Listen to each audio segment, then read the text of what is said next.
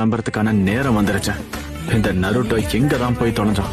பாத்தியா, நீ மறுபடியும் தேவையில்லாம டாபிக்க மாத்த ஆரம்பிக்கிற. அந்த நருட்டோவை பத்தில இப்ப நம்ம பேச வேண்டாம். அதுவும் இல்லாம அவன் எப்ப பார்த்தாலும் உன் கூட சண்டை போட்டுக்கிட்டே இருக்கான். அவனை சரியா வளர்க்கப்படாததுனாலதான் அவன் எப்ப பார்த்தாலும் கடுப்பேத்திக்கிட்டே இருக்கான். ஆக்சுவலி அவனுக்கு அப்பா அம்மான்னு யாருமே கிடையாது. அவனுக்கு தப்பு சரி சொல்லி கொடுக்க ஆள் இல்லாம தான் அவன் இப்படி இருக்கான். நான் மட்டும் இப்படி பண்ணிட்டு இருந்தேன்னா எங்க அம்மா அப்பா டென்ஷன் ஆகி என்ன திட்டே இருப்பாங்க. நம்மள நச்சரிக்க அப்பா அம்மா இல்லாம வாழ்ற வாழ்க்கை உண்மையிலேயே ரொம்ப சந்தோஷமா இருக்கும்ல.